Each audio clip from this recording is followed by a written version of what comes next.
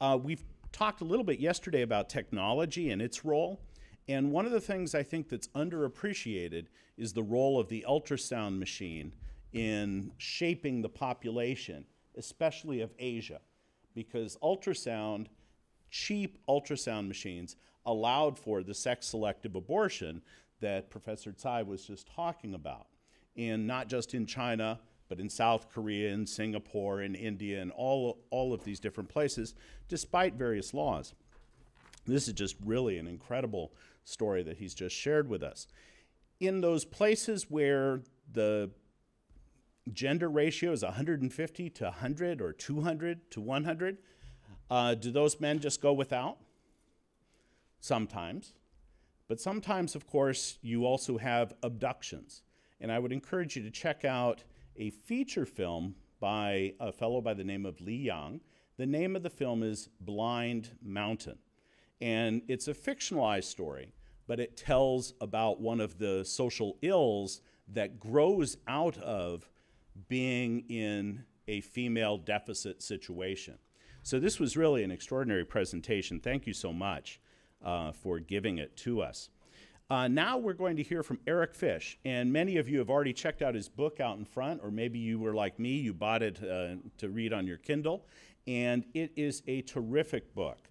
It's a reported book. It's a situation where he's gone and interviewed a great variety of people to get at some very, very large truths. I highly recommend this. There's a number of chapters that you might assign to your students to read to help to understand this, what he calls the want generation. Eric worked in China for a number of years, published widely, all sorts of different publications. He now works for the Asia Society, and it doesn't come out quite as frequently as Seneca, but he also contributes to this Asia Society podcast called Asia in Depth. And I would encourage you to listen to those podcasts as well.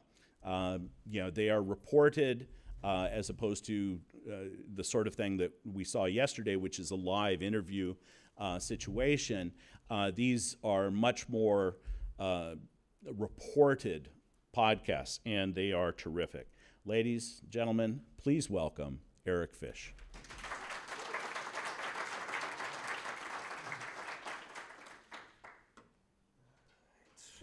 Good morning. This has been very interesting talking to a lot of you at the high school, middle school teaching level, how much interest there are in such specific issues related to China. I was telling some people I think my high school China education was basically the Great Wall and Mao, and not really much in between, and I don't think anything after. So it's very heartening to see how much things have progressed in the last 15 years or so.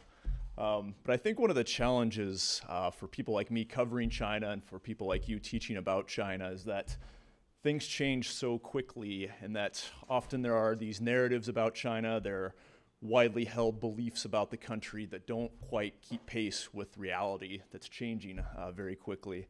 And I think one of the big issues that I found of this were these narratives surrounding young people in China, Chinese youth. When I lived in the country, I often heard these narratives either through conversations or seeing news reports, that this idea that Chinese youth are on one hand very nationalistic and on the other hand very materialistic and money focused. And when you put these two things together, it results in this generation that's very apathetic and not very interested in pushing any kind of social change or worried about anything more than themselves. And again, I think there was a kernel of truth to this. This narrative might have had its place, but I think things are changing very quickly in the country. And another stereotype that I heard domestically from older Chinese is that Chinese youth are very spoiled and unappreciative of the hardship that they have. I think it's a sentiment young people all over the world can relate to. But again, I think the reality is starting to challenge that in a lot of ways. And I was really interested in this topic of youth because I think with any country, it's the young people that most embody the changes that are happening as they're coming of age, kind of interrogating their own identity.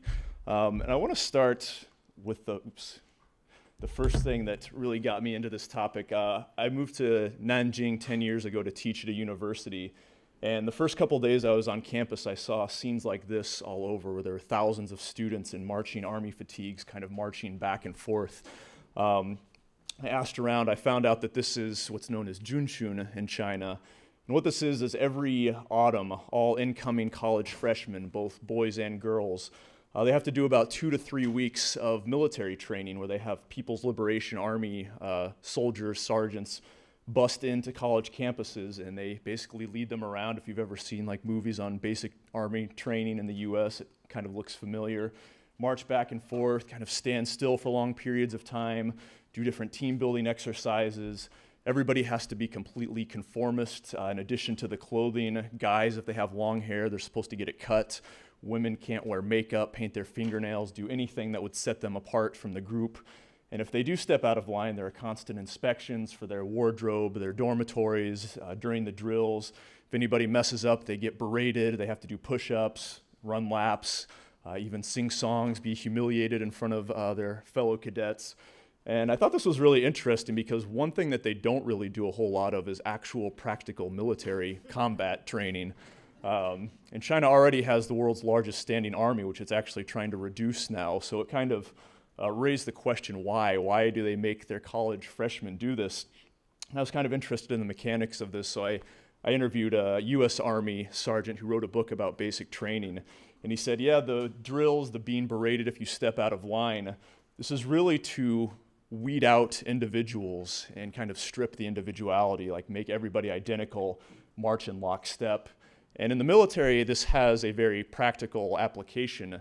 You're really training people to be obedient and a cog in the machine rather than their own kind of individualistic self. And that's important because if the general tells you to march to a certain death or to kill a bunch of people, you can't have them stop and ask why, question the wisdom of their orders, or it all falls apart. So again, that raised the question, okay, why make college students do this? And once I started looking at the history of it, it became pretty obvious. So this exercise, it began in 1985, but it wasn't really until 1989 that it became this kind of formalized national exercise, mandatory for all universities with kind of a uniform curriculum. You can probably guess what it was that year that happened, the Tiananmen protests. In fact, students at Peking University that were kind of the ringleaders at the beginning of the movement, they had to do a full year of this military training starting 2 months after the massacre. So it kind of makes sense when you look at this as a form of instilling obedience.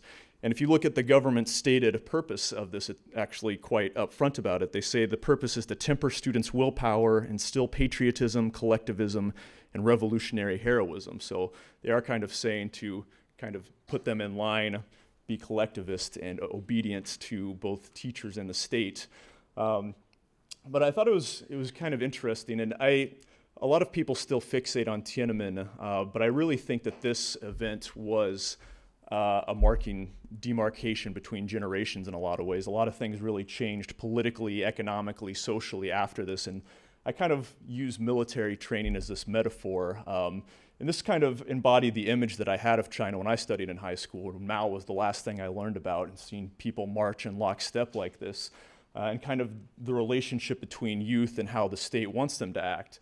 So the final part of the story that I did was, how well does this work? Does this work at making everybody conform and obedient to the state? And when I started walking around the military training and doing interviews, I started to realize not so well. People break the rules against individualistic fashion statements left and right.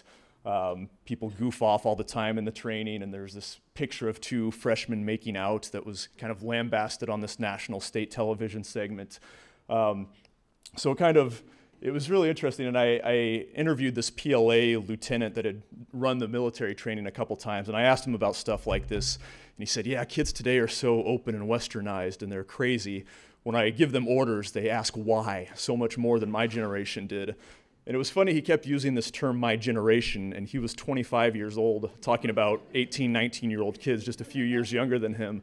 And that kind of drove home how quickly things have changed.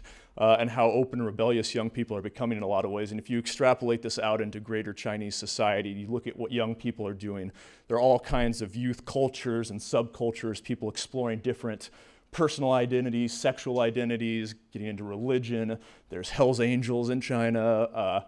people backpacking, kind of navel-gazing, trying to figure out what it all means. Just incredible diversity and individualism among young people in China that's spread it up pretty quickly, I think. And Clay put this up earlier, this chart. I don't know if you can see the years, but I think this chart, the per capita income in China, really tells a big part of the story in the generational changes to where you had the flat line for such a long period of time in the Mao era when it was just racked by poverty and political chaos. But then in 1979, economic reform started. Things started inching upwards economically. Tiananmen happened in '89, and after that, there was kind of this tacit bargain that emerged that the government indirectly kind of said, okay, we'll let you get rich if you stay out of politics. Then within a couple of years, Deng Xiaoping launched his Southern tour. The state-run economy really started to privatize in earnest. Economic growth ticked up pretty quickly. China joined the WTO in 2001, started really integrating into the world economy, and then economic growth just exploded from there. And if you look at different time frames, so in the year 2000, the per capita income was 3 times higher than it had been 10 years earlier. 2010, it was 4.5 times higher than what it had been in 2000, 10 years earlier than that. So this has really created this incredible, these generation gaps. So when I talk about young people, I use this Western term millennial, but China doesn't really have the equivalent term. That usually means people born between 1980 and 2000. China defines its generations much more narrowly. People say post-80s, 80后,90后, post-90s, and even narrower than that a lot of the time, post-85, post-90, post-95. And I can't tell you how many people I interviewed that said something like this, like, oh, my little sister's generation is so crazy and open, or my older sister's generation is just too conservative and brainwashed, and the age gap is like 3-4 years. And then when you extrapolate that out to actual generations, parents and children, you kind of look at what people lived through during the flatline period. And then during that time, there were called these Danwei work units. And basically you were assigned your job, and your work unit that you were assigned to had incredible control over your personal life. You had to get permission to get married, who you could get married to. You had to get permission to travel. A lot of the time, they even monitored women's menstruation cycles, make sure they weren't getting pregnant when they weren't supposed to. So Big Brother was very much in your face. And the older generation, I think, has a lot of these memories of Big Brother being very much a part of your life. But one of the implications in the 90s when China really started to privatize was this Danwei system really collapsed, and the government made no attempt to replace it with any kind of equivalent social control. So the implications of that were young people now that were born after that have pretty much had complete personal freedom. I like to put it, Big Brother, he's not in your face anymore. He kind of walked around the corner. He's still there, but most people don't notice him, and most people feel complete freedom. So the younger generation doesn't have this memory of being watched the way that the older generation does. And the other implication, where I think this stereotype of people being very materialistic and money-focused, for those who remember the flatline period, and then all of a sudden got all this new economic opportunity and comfort, I think that really did serve as a pacifying force in a lot of ways, where everything was, of course, not perfect, but it was much better than it had been. So I think people who experienced that, by and large, kept their head down and were happy for what they got. But now, again, you have this young generation that was born amid this uptick. And the younger you get, the more comfortable people's upbringings were. So they don't really appreciate economic growth on its own terms the same way that their parents do. And I think because of that, they're starting to want more than just a good job, good income, and starting to have loftier expectations about overall quality of life, and even wanting more spiritual satisfaction in different ways. The other part of this is the influx of information. So internet penetration, in the year 2000, almost nobody was online in China. 15 years later, half the population was, and that was even more acute among people under 25 years old. So over 80% of people under 25 are online now. And Matt Sheehan talked about this yesterday, about the internet and how there was all these expectations that it would change things politically in China, and that really hasn't panned out in any ways. I think it has had a lot of impacts on people's personality and exploring different aspects of themselves. So one example I like to use, like if I start to be attracted to other men and start feeling like I'm gay, 15 years ago, I would have thought that I had a mental disorder, because that's in fact what my textbook would have taught me if it said anything at all about it, and nobody else around me would cop up to being it either, so I would kind of keep that to myself. But today I can go online and see, oh, that's a perfectly common thing around the world, and I'm much more likely to embrace that today. So I think that's one aspect where people have been able to use this information to kind of explore different identities, different cultures and subcultures, and kind of branch out into the world in different ways. And I like this stat too, as internet addicted as American millennials are, Chinese are even more so, spend a lot more time each week online. And the other implication of this has been the influx of foreign entertainment and foreign information. So Growing Pains, this was the first American TV show shown on Chinese state television. It started broadcasting in 1990. It was really interesting. The father character on this show, Alan Thicke, the actor, died a few months ago. It was really interesting. There was like this outpouring of sympathy on Chinese social media among a lot of people who had grown up on this TV show. And on one hand, it had, in the early 1990s, the lifestyle that they had in America was a stark contrast to what most people in China had. So on one hand, it showed, oh wow, this is very interesting, foreign lifestyle. And the plot lines of the TV show just could not have been more different than what you see on Chinese television, which was a lot of propaganda, a lot of costume dramas from past dynasties, not really something that most people could relate to. So on that aspect, there were these very quirky, individualistic characters, but also the family dynamics were very relatable for a lot of people. So it's like this lifestyle is very different, but it's also very relatable in a lot of ways.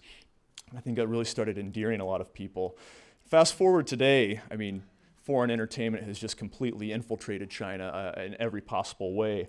DVDs were very widely available. You could find the most obscure titles at local pirated DVD shops throughout the 2000s. And today, online streaming, you can get pretty much anything you want online. And these are some of the more popular movies and TV shows of the last 10 years or so. And I think this is really interesting too, because a lot of these TV shows you wouldn't think of as being very hard-hitting or very subversive, but in fact, in a lot of ways, they can be. And there's a sociologist from Singapore who studied effects of American media on Chinese youth named Yang Gao, who's done some really interesting work. And she said, like, even a show like Friends, where you have these really different, weird, quirky characters, young Chinese tend to like to watch these shows and kind of use different characters to interrogate their own identity, their own beliefs, their own attitudes towards life. And again, this is contributing to different attitudes. She said that some of the themes that really resonate with young Chinese are themes of spontaneity, nonconformity, and self-realization. But even more interestingly, she said above anything else, the thing that resonated was the image of a challenger. And she cited a couple shows in particular, NCIS, which is like a cop investigative show, and Boston Legal, a couple young students mentioned, where you have kind of little guys challenging big government authoritative interests. And this really resonated with a lot of people because you definitely don't see themes like this as much in China, although there is a new show that it kind of does that on corruption, which is pretty interesting. But yeah, so it's really interesting to see how foreign influence has captivated a lot of young people in China. And then foreign heroes, Bill Gates, Jerry Yang from Yahoo, and Steve Jobs in particular became kind of a folk hero a couple years ago, where pretty much everybody knew his story, where he was this kid that goofed off in class, didn't get along well with his teachers, had a very disagreeable personality, everybody hated him. But in spite of that, maybe because of that, he ran this incredibly innovative, game-changing company. And it was kind of, there was this phase where everybody was kind of looking at characters like this and like how did they emerge in American society, and why haven't we had all these titans in Chinese innovation? So kind of looking to learn from how things are done in other countries, I think, is something that's really marked young Chinese today. I thought this stat was really interesting. 74% of Chinese age 18 to 35 say, I feel I have more in common with young people in other countries than I do with older people from my own country. So again, this gets to this generation gap, and I think kind of interesting how kind of this cultural, it's not really an exchange because there's not a whole lot going the other way, unfortunately, from China to America, but there's a lot of American culture getting into China to where a lot of young people feel more of a connection to young people here. But kind of pushing back against this idea of cosmopolitan internationalism, people learning from foreign cultures, is something else that came in the direct aftermath of Tiananmen, and that's the patriotic education in China. So before 1989, China had began to embrace capitalism, and of course it didn't say this. It didn't say it embraced capitalism. The government still kind of clung to socialist ideology as its form of legitimacy. It very much pushed class struggle, internationalist, proletarian revolution, and it kind of took Tiananmen to show that approach really isn't working anymore. So it really shifted gears, and within 2 years it launched this patriotic education campaign. And basically the crux of this campaign was that China was this incredible civilization for 5,000 years, the most revered and respected civilization in the world. But starting in the mid-1800s with the Opium War, and for a century, there was humiliation where foreign imperialists came in, carved up China, and brought it to its knees. And then this narrative goes, it wasn't until the Communist Party liberated China in 1949 that it began to bring it back up to its feet and back to a position of respect in the world stage. So kind of the side effect of this, though, has been a lot of nationalistic sentiment, particularly directed at Japan, and to a lesser extent the United States, to wherever there's some kind of international dispute, particularly over territory, you do see these big nationalistic flare-ups. There were big anti-American protests in 1999. There's been several instances of big anti-Japanese protests, most recently in 2012 over a territorial dispute. And these modern day disputes kind of play right into this narrative of these foreign aggressors are still seeking to keep down China, humiliate it, keep its territory, its rightful territory away from it. So you do see a lot of, when these happen, you do see a lot of young people on the streets. Now you have a young generation that came of age under this patriotic education. So this is very salient and very emotionally compelling to a lot of people. But I think this is where that stereotype of young people being very nationalistic, more nationalistic than their parents' generation comes from, and I don't think that's necessarily true. There was a survey a while back of Chinese asking favorability towards the United States on different aspects on a scale of 1 to 5. And you look at what are kind of soft power things like science, technology, education, products, even democracy and freedom. TV and film got very high marks among Chinese, over 4 out of 5 favorability. But then when you get to things like foreign policy, China policy, things in that sphere becomes much less popular. So Chinese overall, I think regardless of age, have been pretty good at kind of separating culture and people from politics like this. And that's even more acute when you look at young people. So if you ask overall, do you view the United States favorably? The younger you get, the more favorable Chinese are towards the United States. So I think this really challenges that nationalistic narrative, and specifically on this issue of territorial disputes, when people were asked, should send in the troops be a policy option to deal with Japan on this territorial dispute? 42% born before 1990 said, yes, it should be a policy option. Not necessarily we should do it, but should it be an option on the table? Those born after 1990, a little bit less. Not a huge difference, but again, this really challenges the idea that young people are more nationalistic, I argue. In fact, it's the opposite. So that's kind of a general background. But I want to get into some social economic issues that young people are dealing with. Professor Yongcai touched on a couple of these. So like I said, people born amid the economic growth here really were born into higher expectations now, wanting more out of life than just pure economic growth. And you probably can't see this, but surveys bear this out. What this shows is 5-year generation groups, people born between 80 and 84, 85 and 89, people born after 1990. And what it found is people, when you ask them, what are you looking for in your job? The younger you get, the less people are saying to improve quality of life or to get good pay. And the more they're saying, I want a job that I enjoy or that fulfills my aspirations. So looking for some kind of higher calling. And similarly, 63% of Chinese age 18 to 35 say a lot of people my age are seeking jobs that give back to society. So wanting to give more than just getting a paycheck. But the reality is becoming much harsher in a lot of ways. So the number of college graduates in China each year has just exploded. The year 2001, there was 1 million new college graduates that year. This year, there's almost 8 million, so it's grown quite quickly. And now you see almost the same story every June, where it's 250,000 more graduates than last year, 10–15% fewer jobs waiting for these graduates when they go out into the workforce. And each of these successive 10-year generations is having a more massive pool of college graduates, which is good and bad. On the good side, I mean, college in China, I think like anywhere, tends to have, once you get more educated, it's a liberalizing force in a lot of ways. You get more sophisticated in a lot of ways.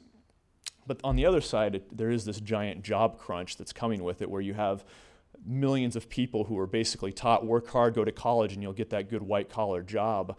And now a lot of people are finding that's not really the case. And exacerbating that further still is the housing situation in China, which has become very precarious. And what this shows is basically, if you make an average income, how many years it would take for you to save 100% of that income to buy an average house in the city. So in the United States, we're pretty lucky. If I make an average income and save 100% of it, I can buy a house in 3.2 years. San Francisco, New York, notoriously bad, but still pretty good compared to most of China. China as a whole takes more than 23 years of income on average, and you get into the metropolises, Beijing, Shanghai, it's just completely unobtainable for most normal people to save that many years of income.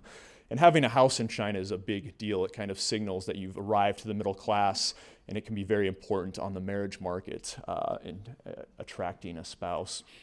So these terms have risen in the last couple of years, kind of referring to the situation, the first house slave, where you basically completely slave all of your time into just paying your mortgage. You can't really save or do anything else but just contribute to your own housing. And then chewing on the old, where you kids cannot afford their own lifestyle and their own situation, so they depend on their parents for a good chunk of their income. And I think the last stat I saw was something between 30 and 40% of Chinese under 25 still rely on their parents for a good chunk of their income. And what you see resulting from this in cities, these have become widely used terms the last 10 years or so, ant tribes and rat tribes, where young, especially college graduates, go to the city trying to cash in that college degree for a good job, and they just can't find anything. So they're living in bomb shelters that were never meant for human habitation. They're living way far outside the city limits, commuting several hours, just doing dubious internships or really low-paid grunt work, just with the conviction that things will turn around. But for a lot of them, it never does, and they never really get that good job they're working for. I'm not going to go too much into this. Income inequality is really strongly felt among young people especially. This was a meme that went around a couple years ago comparing what situation you're born into really determines your lot in life, where you have especially rural Chinese trying to make a name for themselves, really having to support their parents, whereas if you're born into a privileged background, that just rockets you. And wealth inequality is really bad in China, and so many people I interviewed said something along these lines, where if I don't have the right connections, I can't get a decent job. Even kind of the most basic entry-level jobs in a lot of situations, you can't get unless you have some kind of connection. So this is really strongly felt, I think. And Professor Yong-Tsai got into this. I'm not going to get into it too much, the gender imbalance and aging population, except to say these are two enormous stressors on young people today, where you have millions upon millions of young men who are never going to find a spouse, and the aging population, where you have a young generation that's going to have to shoulder the burden of taking care of older people. And this is really, again, gets back to this generation gap, where you have clashing dreams, where you had a parent's generation that lived through Mao, lived through the really hard times, and they don't want their kids to ever experience anything like that. So by and large, the older generation wants their kid to get a good, a stable, well-paying job, a house, a spouse, and have a baby, and preferably do all of these things as quickly as possible. But as we heard earlier, a lot of people don't want that anymore. A lot of women don't want to get married as quickly as their parents are pressuring them to. A lot of people don't want to have a baby quickly or at all. And a lot of kids don't want a job that pays the most. They want something more fulfilling. But it's becoming much more disillusioning because even if they want to meet their parents' expectations, that's becoming harder in a lot of ways just to get those basic things, the job, the house, and the spouse. So people slamming into a harsh reality, and this is a term that's come up the last couple of years. If you have Chinese speakers at their table, you can have them translate this literally. It's too dirty to say, but basically this phenomenon, Diaosi, refers to kind of self-identified social losers, and it kind of started out referring to young men who had no real prospects for a good job, to find a girlfriend, so they just kind of escape into useless hobbies. This was one of the top images that came up if you Google the term diaosi. But it's since then kind of come to encompass a wider array, including females, of just social losers that can't make a name for themselves. And there's kind of a fraternity of camaraderie in this label, where it's just so competitive, so hard in society. And I think it's interesting, you see this manifest itself in a lot of ways. Young people try to escape.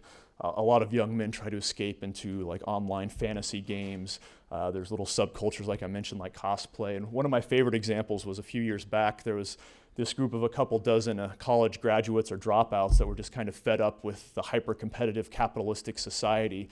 And never having lived through the Mao period, they looked back at it nostalgically, seeing as it as a time of equality and simplicity. So they started this kind of Maoist hippie compound in the countryside, where they grew their own food and kind of started their own collective. I think it ended up falling apart a couple years later, but I think this just really speaks to how disillusioned a lot of people are and struggling with the reality now. And one of the most distinct ways this manifested itself, and what I found, is people flocking towards religion. China is very unique in that it's the young people that are more religious than the older people. In the United States, it's the opposite. The younger you get, the less likely it is that you're religious. China is the opposite, young people flocking to religion. I think there's a lot of different reasons for this.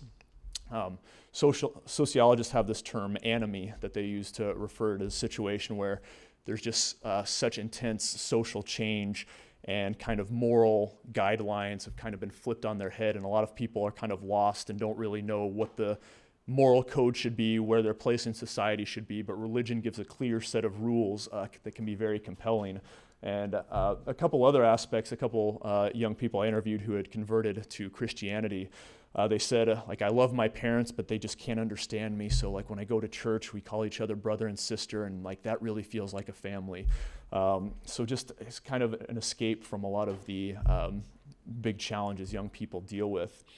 The last thing I kind of want to touch on is related to this urbanizing phenomenon, and I think it is really interesting. 23% of millennials in China were born in the cities, but 59% now live there. So more than a third of this age cohort has experienced the process of urbanization, which is very significant because when you urbanize, it completely changes your life. You're exposed to all these new networks, all this new information. And a lot of young people I interviewed, they said, obviously when you urbanize, you can get jobs that are better and make money. But more compelling, it seemed like, from my interviews, was young people wanted to use this as a chance to develop themselves and become kind of more sophisticated. But as we heard earlier, this hukou residency policy really shuts out people from a lot of opportunities if they're from the countryside. They have worse opportunities in employment and housing and education. So now you have a lot of young people who are kind of seeing what they've been missing and seeing the very distinct disadvantages they're at. And the other implication of this is urban populations are much more of a threat politically. And I think what's been interesting the last couple of years, if you've seen these youth-led movements over all kinds of issues really challenging authorities. And I mentioned earlier, this young generation doesn't really remember Big Brother the same way their parents do. So I think this is leading to a sense of fearlessness that their parents didn't really have. So the last 10 years or so, there's been these giant environmental protests over chemical factories, things like that, in some big cities that were very much youth-led, and you didn't see this kind of thing at all more than 10 years ago. So this is a kind of new phenomenon. And like we heard yesterday, social media took off and kind of started exposing things like the train wreck malfeasance. There was this whole campaign for a while to find corrupt officials online by looking at their watches, kind of internet vigilantes going after corrupt officials. Social movements like pushing for feminist causes, LGBT rights have sprouted up. And then I think one of the most significant cases in the last couple of years was this case in 2013 where there was this debacle at a liberal newspaper where there was an argument with their censor that had really ham-fistedly tried to censor this editorial that ran. The newspaper staff went on strike. Word leaked out, and it just became this national viral thing where people were supporting the newspaper and kind of pushing for free speech. And what I found most remarkable was all kinds of young people, especially college students, were uploading pictures of themselves in support of free press and free speech. And even more remarkably, a couple hundred people showed up outside the newspaper's offices. I thought this picture in the bottom right was very telling. Police were going around taking pictures of people, kind of trying to intimidate them. And This young woman's reaction kind of shows how well that worked. And I kind of thought that this spoke to a kind of rising fearlessness among a lot of young people and more willingness to challenge authority.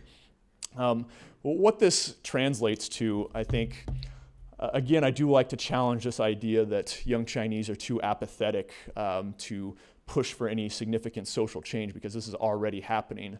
But at the same time, there is no great desire to flip the system, to institute multi-party democracy, separation of powers.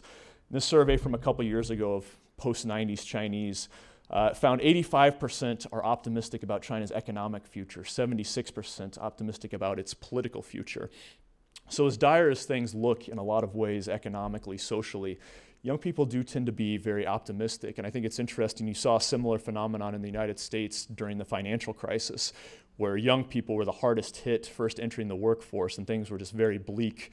But kind of the explanation at the time was, well, young people are so individualistic that they think, well, this is a bad societal problem, but I'm unique and I will overcome this personally. And I think you do see a lot of sentiment in China to where there is kind of an optimism about the future in spite of a very bleak landscape. But it does raise questions, because I think that there are two broad trajectories where people, young people especially, having higher and higher expectations, less patience with misconduct among authority, wanting more fulfillment, but at the same time things are getting much tougher politically, socially, economically. So the question is, will these things ever collide in a way that disrupts the system, or will these challenges distract young people from pushing any kind of change? And I don't think that the answer is binary. I think you might see things either way. So a couple discussion questions I think might be interesting for students is to compare the challenges that American and Chinese millennials face, because I think a lot are very similar and a lot are very unique. And what generation gaps do you feel with your parents, and what do you think caused them to develop? I think it's interesting to look at your own situation, interrogate your own identity, and that helps better understand what Chinese young people are going through. And I didn't add this on here, and I think another interesting topic that I think should be discussed more is this idea of the century of humiliation and the political upbringing that young people in China are exposed to, because I think there is a lot of, when Chinese students come here especially, they often think that Americans accuse them of being brainwashed because they have very different political opinions. But I think it's worth trying to get young people in America to understand, even if they don't agree with opinions that a lot of Chinese have, at least understand where they're coming from, better empathize the upbringing that they had. So yeah, there's my contact info. I put a couple further reading if you want to look up the PowerPoint afterwards. So thank you very much.